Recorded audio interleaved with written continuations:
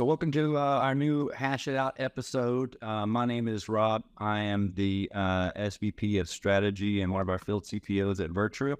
And I got Peter here with me today. Yeah, I'm Peter Nagcaro. I'm our Director of Security and Site Reliability Engineering and IT here at Virtru.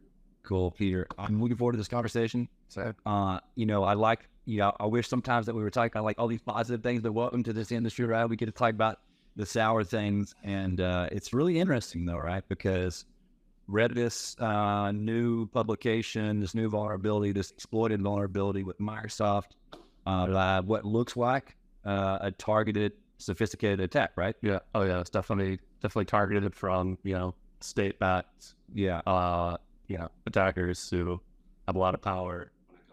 Yeah, I think it's funny, like they, whenever the official, they didn't want to call out the state, but, all the, but anyways, yeah, I thought it was really interesting because this is yet again kind of another forged authentication situation, right? Yep, yeah, forged authentication, highly complicated attack. Yeah.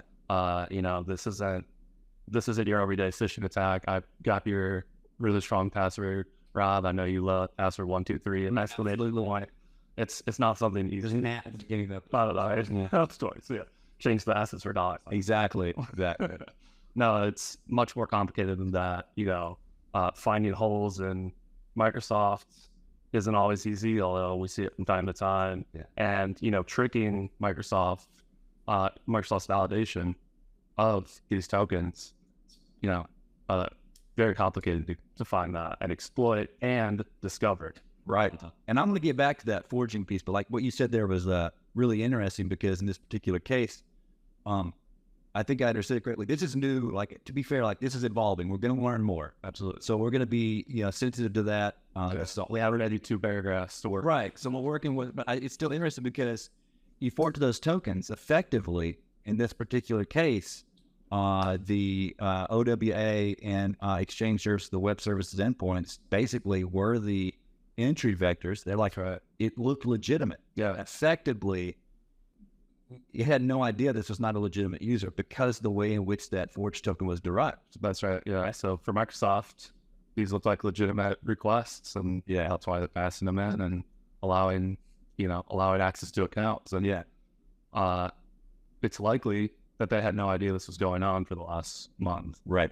Why their customers ended up discovering it through what we presume was other means. Right. And, I trust Microsoft. Microsoft does invest a lot into security, no doubt about it. So a lot of organizations I know that, like I've been a part of and I talk to, they do trust Microsoft quite a bit. Yeah. They put a lot into that basket, which, that to some percentage, that's absolutely okay, right? Because they are.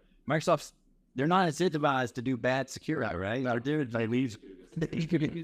But so the detection, which is really interesting because I looked in some of the articles and some of the agencies that actually found it. It was, right now it's like somewhere around 23 mailboxes, something like that. I think that rogue, it always changes a little bit, but kudos to the agencies, right? Because they were actually doing some really interesting behavioral analysis on those logs to see, hey, not only was this abnormal access to mailbox, but from an abnormal authenticated client application. Yeah, yeah, really interesting. And it kind of goes into, you have this huge world of cybersecurity, and there's all these pieces into really security organization. Yeah. One of those is you use a provider you trust, Microsoft. Absolutely. They're backed by this huge security organization, and we know security is not perfect anywhere. That's vulnerabilities, software made by humans, we make mistakes, but you can't just trust your provider.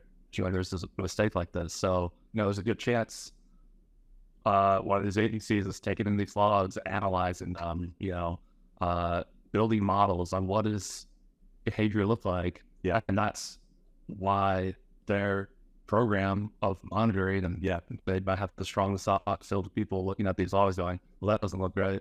What's going on here? Yeah. And that can, trigger this notification to Microsoft, like, oh, this is bigger than just you. Right, because this was community sourced. I mean, again, a bit of credit to Microsoft here because they said, we learned this from the community. Thank goodness they had treated that appropriately. Yeah. Good on them for that.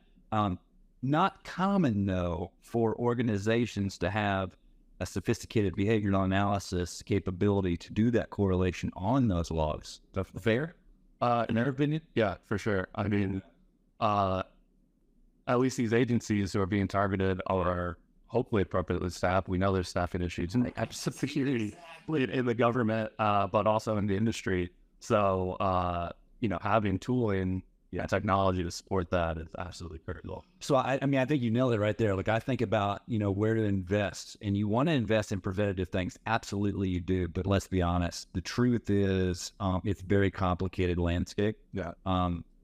Especially in these cloud-native environments where the number of applications that you're using is significant. Yeah. So I can't stress enough. Like, I think about, my past. I think about, I definitely did not always was not always able to invest in the skills and the tools necessary to bring that telemetry together. Yeah. This just proves, hey, that investment resulted in early detection. For sure. Right. As early as possible. Yeah. And that the earliness is really important there because let's say they discovered this through logs. Yeah. Some anomaly popped up and that's what triggered it. Finding that anomaly is not as simple as just, we get logs from Microsoft. Exactly. And like, if you think about the way this forged circle is taking place, right? Like, there are ancillary services that could have been implicated, right? They chose to target a particular set of services where those tokens work, but in this world we live in today, in that cloud environment, that ecosystem is multi-app. The lateral movement potential is huge. And Microsoft being as large as they are, a lot of people are relying on them for authentication. Exclusively, right? Exclusively. Yeah. And as a user, you love that because you have one login. That's right. The implications down the line. Right. It makes me think about like strategy. Yeah. Rethinking the strategy of my security stack, both preventative and remediative. Yep. Right. And that over-indexed trust we put in single providers, right?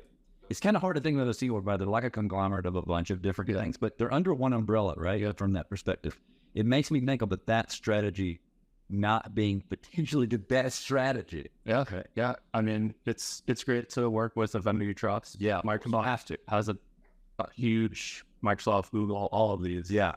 These huge companies have a ton of tools that can make your life easier. Yeah. And once you have them and trust them and, you want to be in one ecosystem, that's great. But having that single point of failure, that can hurt. To me, I think we live in a different world now though, right? Where you said consolidating there is great because it makes your life easier. I think we live in a different world today. Security has a different priority. Tools in our ecosystem are easier to use. You could have a different view of that strategy while still getting access to ease of use. In my opinion. No, I mean, I think you're right. The term defense in depth, right? Absolutely. Security, absolutely. I think that's still an important idea in the security space, but because of this ease and speed to just adopt a provider, use a right the ads, right? Some organizations have probably gone away from that. So it's a legitimate debt. It's not an actual debt, right?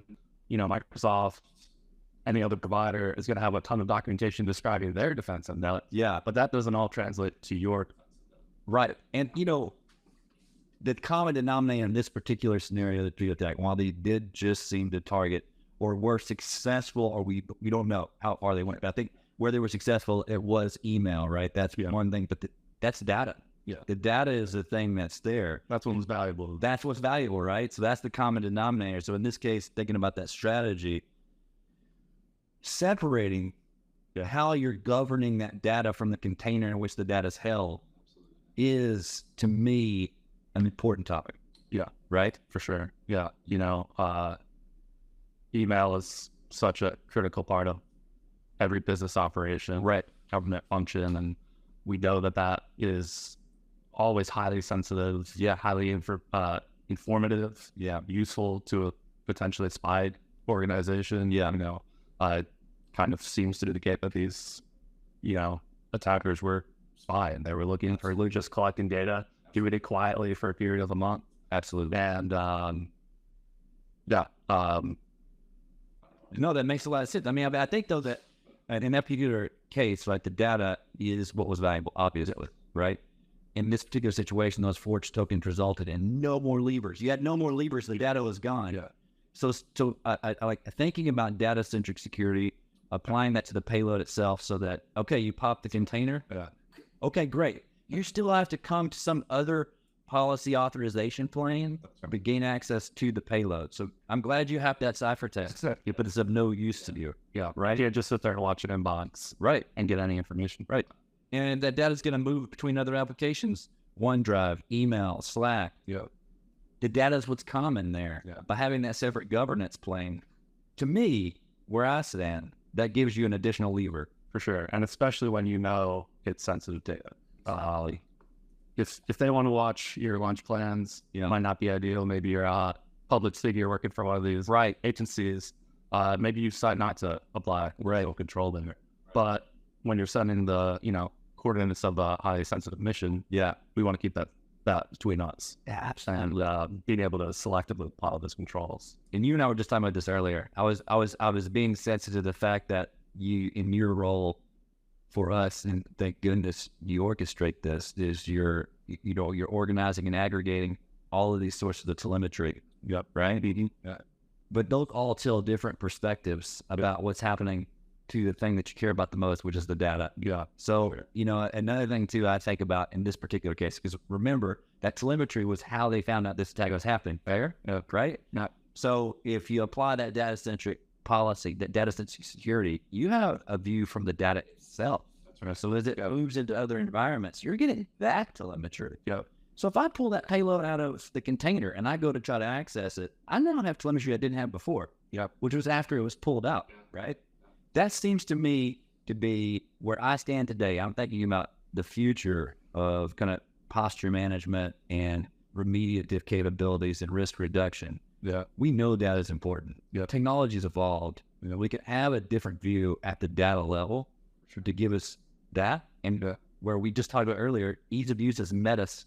Because technologies are capable of this now. So at this wasn't possible before. Yeah. Let's be honest. But it is today. Yeah. From where I stand. No, I think you're right. And for that, you have that extra layer of control. Yeah. But going through the telemetry, you have added telemetry right on the data itself as well. And even in a scenario like this, I'm sure they have a good sense of what data was compromised. Sure. But being able to go look email by email. That's right. Having that assurance that no, this was not, or this was read. Yeah. Really helps them identify that scope in that incident response process, because there's a lot of stress going on. Yeah. And being able to take, who knows, hundreds of thousands, millions of emails, and we know that these chunk are safe. Yeah.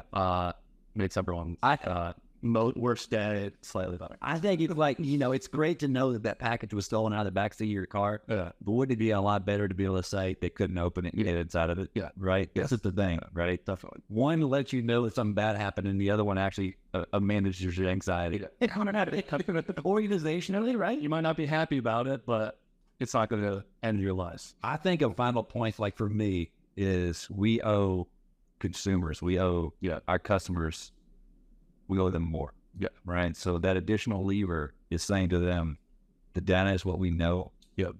That matters to you. And we want to make sure that we're doing everything we can to govern it effectively. That's right.